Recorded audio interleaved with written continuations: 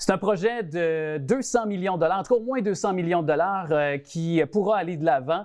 Une décision favorable de la part du Conseil de ville de Laval, toute récente. On en discute d'ailleurs avec le promoteur, le cofondateur et ancien patron des Studios Mers à Montréal. Derrière ce projet, l'ambitieux projet Trudel Studio, Michel Trudel qui est avec nous. Bonjour, Monsieur Trudel. Bonjour. Très content de vous accueillir. J'imagine que c'est une bonne nouvelle pour vous. Hein? C'est quand même avec l'appui qui a été majoritaire de la part du Conseil de la ville de Laval. Oui, absolument. C'est un projet que j'envisageais de faire pour la ville de Laval depuis 2011. En 2011, lors d'un souper bénéfice, j'avais mentionné j'avais un intérêt de bâtir des studios dans la ville de Laval. Alors aujourd'hui, on est là. Ouais. Et pourquoi Laval? Pourquoi ici, particulièrement, ça a été votre choix de vous implanter? Bon, première des choses, je suis un Lavallois moi-même. Alors, et pourquoi Laval? Ben, écoutez, je trouvais que Laval était une belle ville à développer pour le cinéma. Et parce que bon an, mal an, à Laval, il y a entre 50 et 75 tournages par année dans les Basses-Laurentides. Alors, je trouvais que c'était une belle place à venir s'installer à Laval. Ben, vous dites 50 à 100 tournages. Je pense que c'est quelque chose qui est pas très connu du grand public, je pense. Là. Non, c'est pas très connu, mais vous avez de plus en plus, comme je disais, entre 50 et 75 tournages. Qu'est-ce qui attire les équipes de tournage ici? Qu'est-ce qui attire particulièrement sur le territoire là-bas? Est-ce que c'est les rivières, la barre des cours d'eau, le paysage? Qu'est-ce qui peut attirer une production? Bien, c'est un ensemble. Tout dépend du scénario. Un scénario demande bien souvent d'avoir... Chaque scénario a sa façon de faire. Ils ont besoin des cours d'eau, ils ont besoin de grands espaces verts, ils ont besoin d'une architecture de propriétés différentes à ce qu'ils pourraient retrouver ailleurs. Alors, c'est un tout. Alors, c'est pour ça qu'à Laval, on a à peu près toutes ces choses-là à offrir. Oui. Je disais un projet de 200 millions, là, donc c'est toujours le cas, là, si on en croit? C'est un projet total de 213 millions total. Et c'est un projet qui sera d'une grandeur de 650 000 pieds carrés total de construction, assis sur un terrain de 2,2 millions de pieds carrés. Wow! Est-ce que je me trompe? Je lisais sur une autre tribune que ce sera peut-être un des rares studios en Amérique du Nord là, à offrir ce que vous allez offrir, là, c'est-à-dire dans l'éventualité là, quand ce sera complété les travaux. Là. Bien, moi, je vous dirais que ça va être le plus grand complexe cinématographique en Amérique du Nord, dans le sens où vous allez retrouver le plus gros studio au monde. Un des plus gros studios au monde, puisqu'il va y avoir une construction de 7 studios et des bureaux de production, des ateliers pour la construction, les décors, l'entreposage des décors et l'atelier de peinture pour peinturer les pièces de décor.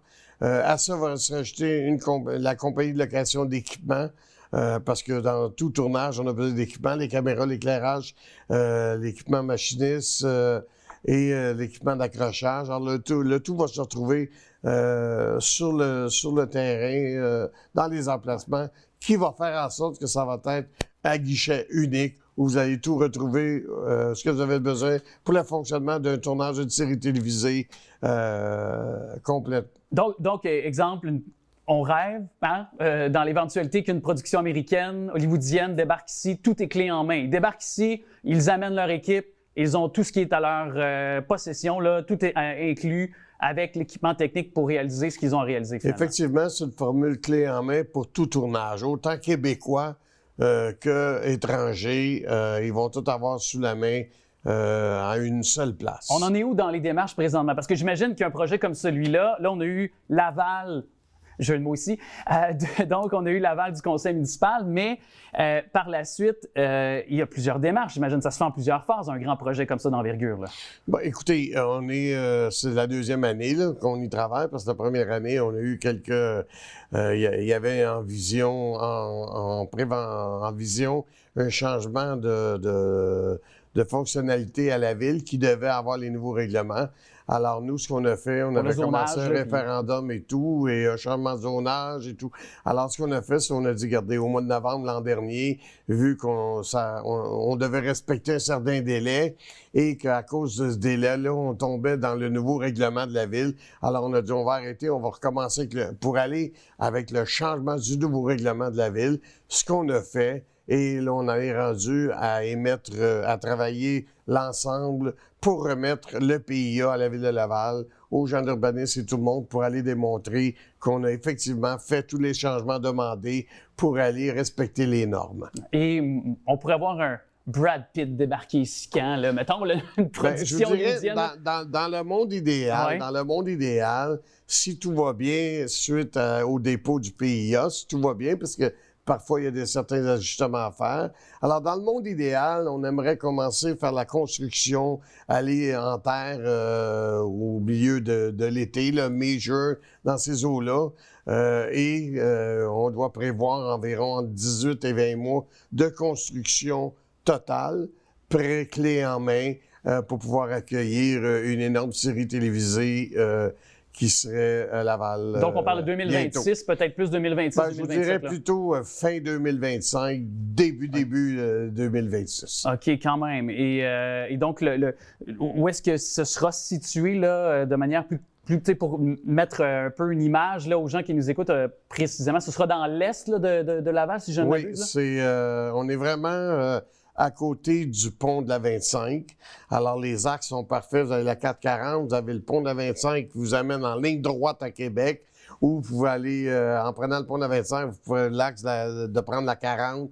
Fait que vous avez la 440 Laval, la 25 métropolitain, la ligne droite pour aller prendre la 20 pour aller à Québec. Alors, l'axe est bien, on est bien placé. Parfaite, là. Donc, oui, aussi, absolument. Là, vous êtes quelqu'un qui avait une renommée. Veux pas, vous avez travaillé avec des grandes productions hollywoodiennes, aussi avec donc les Studios Merz anciennement. Je le disais tantôt, vous êtes cofondateur et ancien patron des Studios Merz. Ça a été une référence pendant tellement d'années lorsque vous étiez actionnaire majoritaire donc, de ces studios.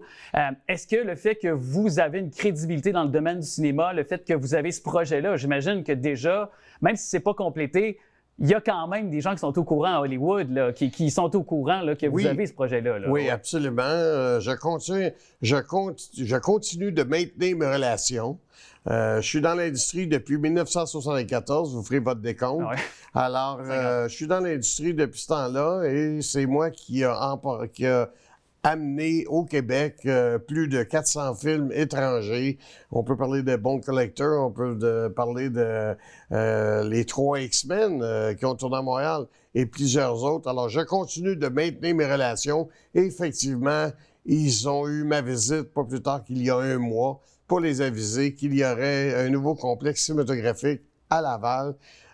Bientôt disponible pour leur tournage. Ouais. Je veux vous entendre là-dessus parce que, veux pas, on voit actuellement un cinéaste qui s'appelle Denis Villeneuve, qui est considéré comme un des meilleurs de sa génération, qui est adulé de tout le monde. On voit que le film d'une deuxième partie, qui est un des meilleurs succès au début depuis 2024. Puis déjà l'an prochain aux Oscars, je pense qu'il va en avoir des nominations, ça assurément. En tout cas, on peut s'avancer. J'imagine que des cinéastes comme ça, un Denis Villeneuve, ça aide le Québec ou c'est attirer des productions chez nous? Bien, je vous dirais que oui, on a une renommée. Le fait que Denis Villeneuve, c'est quelqu'un de notre communauté cinématographique au Québec.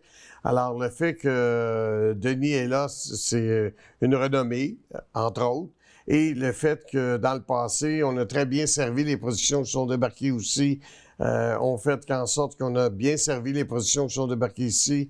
Et ça a fait que Montréal avait une renommée. Oui. Et on essaie de maintenir la renommée. Parfois, c'est pas toujours facile. Il y a aussi l'effet crédit d'impôt avec les gouvernements. Mais là, c'est réglé, ça, je pense. Là, bien, ça vient d'être réglé pas plus tard que la semaine dernière. Avec le budget? Dans le passé, en 2008, où j'avais été l'instigateur du crédit d'impôt, à l'époque, on avait un crédit d'impôt qui était appliqué sur la main-d'œuvre seulement. On a fait en sorte que le crédit d'impôt soit appliqué sur la totalité de la dépense faite au Québec. Ça a été admis avec l'ancien gouvernement. Par la suite, le gouvernement Couillard avait sablé dans le crédit d'impôt. L'impôt, ça avait baissé à 20 %. Et on a fait la demande au gouvernement Legault, avec son équipe, de remettre en force le crédit d'impôt comme il l'était, soi-disant 25 formules tout inclus dans les tournages live action. Oui. Et ça a été accordé la semaine dernière. Alors c'est une belle nouvelle pour le Québec. Et avec ça, ben, les producteurs étrangers ont été avisés dans la minute qui ont suivi pour dire maintenant, on retrouve notre vieux crédit d'impôt et les gens sont bien fiers. Ouais, ben quand on dit timing is everything en espagnol, quand on veut implanter un nouveau studio, je pense que c'est parfait pour avoir aussi ce crédit d'impôt qui sera de retour. Ça arrive conjointement avec. Fait qu'on peut parier qu'on aura des belles productions, que Laval pourrait être une des plaques tournantes du cinéma en Amérique du Nord, souhaitons-le. Monsieur Michel Trudel, merci énormément d'être passé. Ça fait plaisir.